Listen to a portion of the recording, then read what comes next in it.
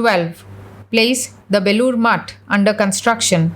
Year beginning of 1899. Today Swamiji is walking round the new mutt grounds in the afternoon in company with the disciple. Standing at a little distance off the bale tree, Swamiji took to singing slowly a Bengali song. O Himalaya, Ganesh is auspicious to me, etc., ending with the line, and many Dundis, sannyasins, and yogis with matted hair will also come. While singing the song, Swamiji repeated this line to the disciple and said, Do you understand? In course of time, many sadhus and sannyasins will come here. Saying this, he sat under the tree and remarked, The ground under the Bilva tree is very holy. Meditating here quickly brings about an awakening of the religious instinct. Sri Ramakrishna used to say so. Disciple: Sir, those who are devoted to the discrimination between the self and not self, have they any need to consider the auspiciousness of place, time, and so forth? Swamiji: Those who are established in the knowledge of the Atman have no need for such discrimination, but that state is not attained offhand. It comes as the result of long practice. Therefore, in the beginning, one has to take the help of external aids and learn to stand on one's own legs. Later on, when one is established in the knowledge of the Atman, there is no more need for any external aid. The various methods of spiritual practice that have been laid down in the scriptures are all for the attainment of the knowledge of the Atman. Of course, these practices vary according to the qualifications of different aspirants. But they also are a kind of work, and so long as there is work, the Atman is not discovered. The obstacles to the manifestation of the Atman are overcome by practices as laid down in the scriptures. But work has no power of directly manifesting the Atman. It is only effective in removing some veils that cover knowledge. Then the Atman manifests by its own effulgence. Do you see? Therefore does your commentator Shankara say, In our knowledge of Brahman, there cannot be the least touch of work. Disciple: But sir, since the obstacles to self-manifestation are not overcome without the performance of work in some form or other, therefore, indirectly, work stands as a means to knowledge. Swamiji: From the standpoint of the causal chain, it so appears prima facie. Taking up this view, it is stated in the Purva Mimamsa that work for a definite end infallibly produces a definite result. But the vision of the Atman, which is absolute, is not to be compassed by means of work. For the rule with regard to a seeker of the Atman is that he should undergo spiritual practice, but have no eye to its results. It follows thence that these practices are simply the cause of the purification of the aspirant's mind. For if the Atman could be directly realized as a result of these practices, then scriptures would not have enjoined on the aspirant to give up the results of work. So it is with a view to combating the Purva Mimamsa doctrine of work with motive producing results that the philosophy of work without motive has been set forth in the Gita. Do you see? Disciple: But sir, if one has to renounce the fruits of work, why should one be induced to undertake work which is always troublesome? Swamiji: In this human life, one cannot help doing some kind of work always. When man has perforce to do some work, Karma Yoga enjoins on him to do it in such a way as will bring freedom through the realization of the Atman. As to your objection that none will be induced to work, the answer is that whatever work you do has some motive behind it. But when by the long performance of work, one notices that one work merely leads to another, through a round of births and rebirths, then the awakened discrimination of man naturally begins to question itself. Where is the end to this interminable chain of work? It is then that he appreciates the full import of the words of the Lord in the Gita. Inscrutable is the course of work. Therefore, when the aspirant finds that work with motive brings no happiness, then he renounces action. But man is so constituted that to him the performance of work is a necessity. So what work should he take up? He takes up some unselfish work, but gives up all desire for its fruits. For he has known then that in those fruits of work lie countless seeds of future births and deaths. Therefore, the knower of Brahman renounces all actions. Although to outward appearances he engages himself in some work, he has no attachment to it.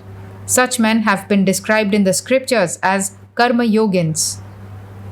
Disciple. Is then the work without motive of the unselfish knower of Brahman like the activities of a lunatic? Swamiji. Why so? Giving up the fruits of work means not to perform work for the good of one's own body or mind. The knower of Brahman never seeks his own happiness. But what is there to prevent him from doing work for the welfare of others? Whatever work he does without attachment for its fruits brings only good to the world.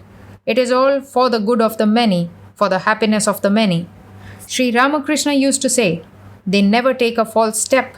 Haven't you read in the Uttara Ramacharita? Rishiramam punaradhyanam vachamartho nudhavati. The words of the ancient rishis have always some meaning. They are never false. When the mind is merged in the Atman by the suppression of all modifications, it produces a dispassion for the enjoyment of fruits of work here or hereafter.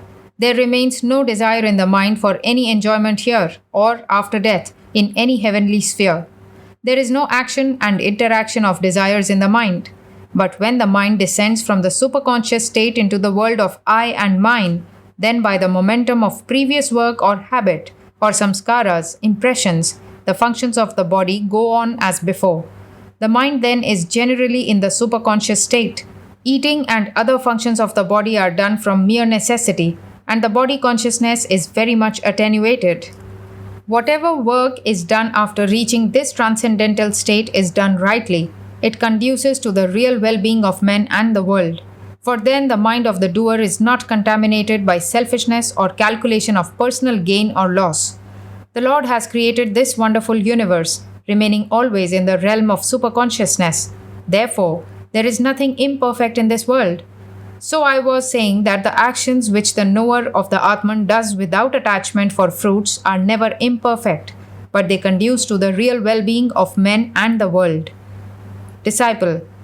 Sir, you said just now that knowledge and work are contradictory, that in the supreme knowledge there is no room at all for work, or in other words, that by means of work the realization of Brahman cannot be attained.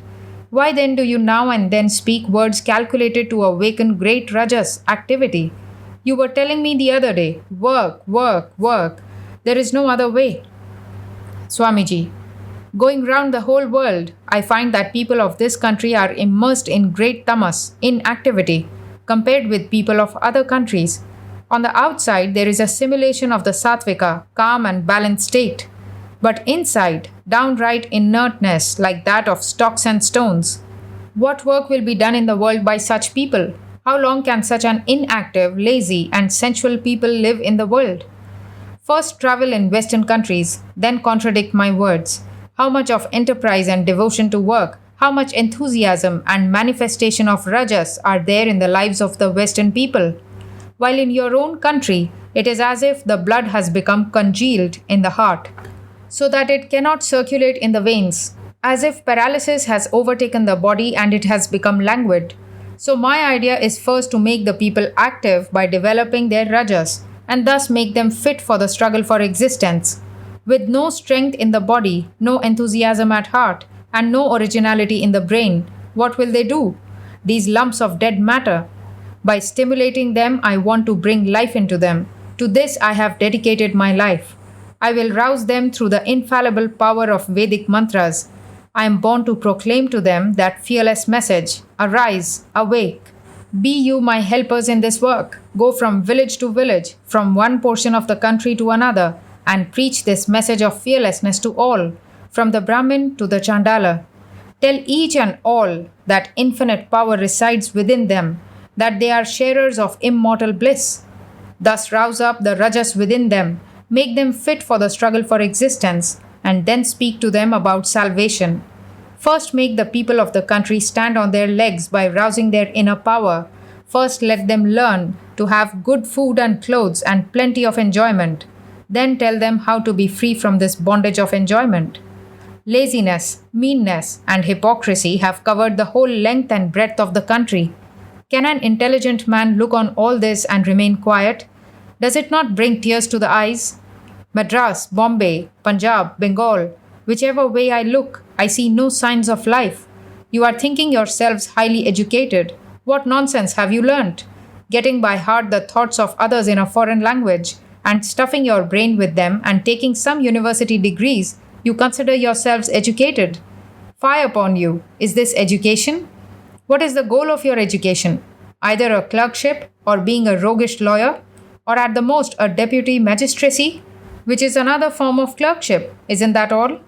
Open your eyes and see what a piteous cry for food is rising in the land of Bharata, proverbial for its wealth. Will your education fulfill this want? Never. With the help of Western science, set yourselves to dig the earth and produce foodstuffs, not by means of mean servitude of others, but by discovering new avenues to production, by your own exertions aided by Western science. Therefore, I teach the people of this country to be full of activities, so as to be able to produce food and clothing for themselves. For want of food and clothing, and plunged in anxiety for it, the country has come to ruin. What are you doing to remedy this? Throw aside your scriptures in the Ganga and teach the people first the means of procuring their food and clothing, and then you will find time to read to them the scriptures. If their material wants are not removed by the rousing of intense activity, none will listen to words of spirituality. Therefore, I say, first rouse the inherent power of the Atman within you. Then, rousing the faith of the general people in that power as much as you can, teach them first of all to make provision for food, and then teach them religion. There is no time to sit idle. Who knows when death will overtake one? While saying these words, a mingled expression of remorse, sorrow, compassion, and power shone on his face. Looking at his majestic appearance, the disciple was awed into silence. A little while afterwards, Swamiji said again, "That activity and self-reliance must come in the people of the country in time. I see it clearly. There is no escape. The intelligent man can distinctly see the vision of the next 3 yugas, ages ahead. Ever since the advent of Sri Ramakrishna, the eastern horizon has been aglow with the dawning rays of the sun, which in course of time will illumine the country with the splendor of the midday sun.